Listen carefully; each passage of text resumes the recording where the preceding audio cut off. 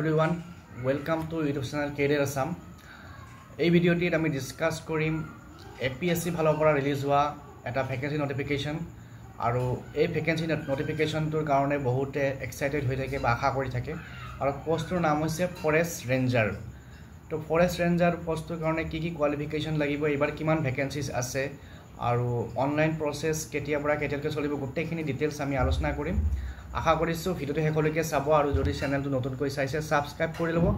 share কৰি দিব আপোনালোকৰ ফ্ৰেণ্ড সাৰ্কেলৰ মাজত তো এই এডভাৰটাইজমেন্টটো ৰিলিজ হৈছিল আজি পৰা কিছুদিন আগত আৰু apply date online apply date start হ'ব 21 জুনৰ পৰা ইতিমধ্যে ষ্টাৰ্ট হৈছে যোৱা 21 জুনৰ পৰা আৰু পোষ্টৰ নাম হৈছে forest ranger in Assam forest service Assam বন সেৱা under environment and forest department assam Assam চৰকাৰৰ যে পৰিবেশ আৰু বন বিভাগ আছে তাৰে আন্ডাৰ এটো পোষ্ট আৰু টোটাল ভ্যাকেন্সি আছে ফৰেষ্ট ৰেঞ্জাৰৰ 50 টোটাল ভ্যাকেন্সি আছে 50 টা আৰু তাতে ওপেন ক্যাটেগৰি আনৰিজাৰ্ভড আছে 44 আৰু ওবিসি কাৰণে নাই তাৰ পিছত এসসি কাৰণে দুটা আছে আৰু এসটি প্লেনৰ কাৰণে দুটা আছে আৰু এসটি হিলছৰ কাৰণে দুটা আৰু তাৰে ভিতৰত টোটাল ৰিজাৰ্ভ ফৰ ওমেন 13 টা ওটিকে টোটাল 50 টা ভ্যাকেন্সি আছে আৰু দৰমহা গাঁথনিটো হৈছে আমাৰ পেমেন্ট 3 22000 ৰ পৰা 97000 আৰু গ্ৰেড পে 2300 গটিকে পেমেন্ট 3 আন্ডাৰ দৰমহা হ'ব আৰু যিসকলে এপ্লাই কৰিব বিচাৰে তেওঁলোকে এপ্লাই কৰিব পাৰিব আৰু এপ্লাই কৰিবৰ কাৰণে ইয়াতে এটা ফিজিক্যাল আমাৰ ৰিকুৱাৰমেন্ট এটা আছে আৰু চেষ্টৰ হাইট আৰু চেষ্ট উচ্চতা আৰু বুকুৰ মেজাৰমেন্টটো ইয়াত লাগিব তো জেনাৰেল ওবিসি কাৰণে হাইটটো লাগিব মেলৰ কাৰণে 160 সেমি আৰু ফিমেলৰ কাৰণে 150 সেমি আৰু এসটি হিলছ আৰু এসটি প্লেনৰ 152 আৰু 145 তাৰ পিছত চেষ্টটো আমাৰ মেলৰ কাৰণে নৰমাল লাগিব 79 এক্সপানশন 5 আৰু ফিমেলৰ নৰমাল 74 এক্সপানশন 5 এটা এপ্লাই কোনে কৰিব পাৰিব এডুকেশনাল কোৱালিফিকেশন কি লাগিব Qualification like your bachelor degree in science or engineering আৰু bachelor of science or engineering লাগিব কোন কিটা সাবজেক্টত agriculture botany chemistry computer application engineering agriculture engineering chemical civil computer electrical electronics mechanical etc তাৰ পিছত environmental science forestry geology horticulture mathematics physics statistics veterinary science zoology এইকিটা subject লৈ পেলাই যোনে engineering নাইবা বিএসসি কৰিছে তেওঁলোকে ফৰেষ্ট ৰেঞ্জাৰ পোষ্টৰ কাৰণে এপ্লাই কৰিব পাৰিব আৰু বয়সৰ সীমা আছে ফৰ জেনাৰেল ক্যাটেগৰি 21 to 38 আৰু বাকি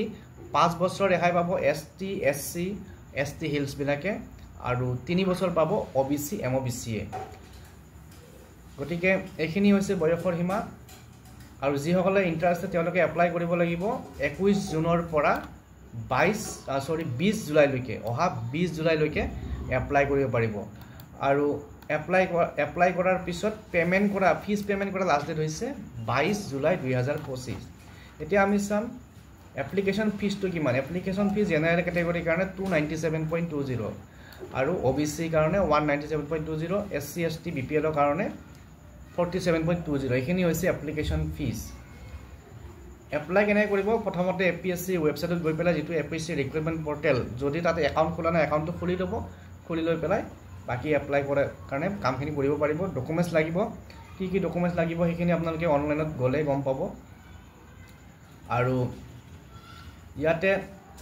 যেটো ফিজ পেমেন্ট হেতু আমাৰ আসাম গভৰ্ণমেন্টৰ যে জিআৰএছ সিস্টেম তাৰ জৰিয়তে কৰিব পাৰিব আৰ ডকুমেন্টস বোৰ লাগিব মেট্ৰিকৰ সাৰ্টিফিকেট মাৰ্কশিট এডমিট আৰু তাৰ পিছত আমাৰ যিখিনি এডুকেশনাল কোৱালিফিকেশন আছে হায়াৰ সেকেন্ডাৰীৰ পৰা ডিগ্ৰী লৈকে হেখিনি তাৰ যিবিলাক মাৰ্কশিট সাৰ্টিফিকেট হেবিলাক লাগিব তাৰ লগতে যদি কিবা অন্যান্য কোৱালিফিকেশন আছে একাডেমিক হক টেকনিক্যাল হক হেবিলাক লাগিব কাষ্ট সাৰ্টিফিকেট লাগিব তাৰ পিছত যদি বিপিএল সাৰ্টিফিকেট আছে হেবিলাক লাগিব আৰু এখন ডিক্লাৰেশন ফৰ্ম হেখন লাগিব আৰু যদি গভৰ্ণমেন্ট সাৰ্ভিসত আছে তেতিয়া হলে এখন ডিক্লাৰেশন লাগিব তো এইখিনি ডকুমেণ্টছ লৈ পেলাই আপোনালোকে এপ্লাই কৰিব পাৰিব এতিয়া সিলেবাস বা এক্সামটো কেনেকুৱা ধৰণৰ হ'ব ৰিটেন এক্সাম হ'ব 600 নম্বৰৰ 600 নম্বৰৰ ৰিটেন এক্সাম 4খন পেপাৰ থাকিব ইংলিছত থাকিব এছে প্ৰেচাইজ ৰাইটিং আৰু মাৰ্কছ থাকিব 100 টাইম হ'ব 3 ঘণ্টা জেনেৰেল নলেজৰ থাকিব OMR টাইপৰ জেনেৰেল নলেজৰ কোৱেশ্চন থাকিব 100 নম্বৰৰ সময় 2 ঘণ্টা তাৰ পিছত অপচনেল সাবজেক্ট দুটা থাকিব এখনত 200 নম্বৰকে আছে আৰু অপচনেল সাবজেক্টৰ কাৰণে থাকিব 2 আৱাৰ্স আৰু অপচনেল সাবজেক্টৰ OMR বেসড এক্সাম হ'ব এতিয়া ক্যান্ডিডেটে দুটা সাবজেক্ট বাছি ল'ব লাগিব আৰু কি সাবজেক্ট বাছি ল'ব লাগিব যেটা আমাৰ কোৱালিফিকেশন আছে তাৰে ভিতৰত যিকোনো দুটা সাবজেক্ট লৈ পেলাই এক্সামটো দিব লাগিব গতিকে এইখিনি হৈছে APSC ৰ ফৰেষ্ট ৰেঞ্জাৰ এডভাৰটাইজমেন্টৰ ডিটেইলছ আৰু ইয়াৰ আগৰ কোৱেশ্চন পেপাৰ যদি ফৰেষ্ট ৰেঞ্জাৰৰ মই পাওঁ আপোনালোকৰ লগত এই ভিডিঅ'টো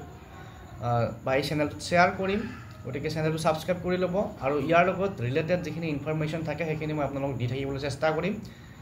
গতিকে আজিৰ ভিডিঅ'ত এইখিনি শ্বেয়াৰ কৰিলোঁ আপোনালোকৰ যদি কিবা কমেন্টছ থাকে কিবা যদি কুৱেৰিজ থাকে জনাব আৰু এই এডভাৰটাইজমেন্টটো আপোনালোকে ক'ত পাব কোনটো লিংকত গৈ এপ্লাই কৰিব ডেসক্ৰিপচন বক্সত দি দিম তাত আপোনালোকে গৈ ক্লিক কৰিব আৰু এপ্লাই কৰিব পাৰিব পুনৰ লগ পাম নেক্সট ভিডিঅ'ত অন্য এটা ভেকেন্সি নটিফিকেশ্যন লৈ থ্যাংক ইউ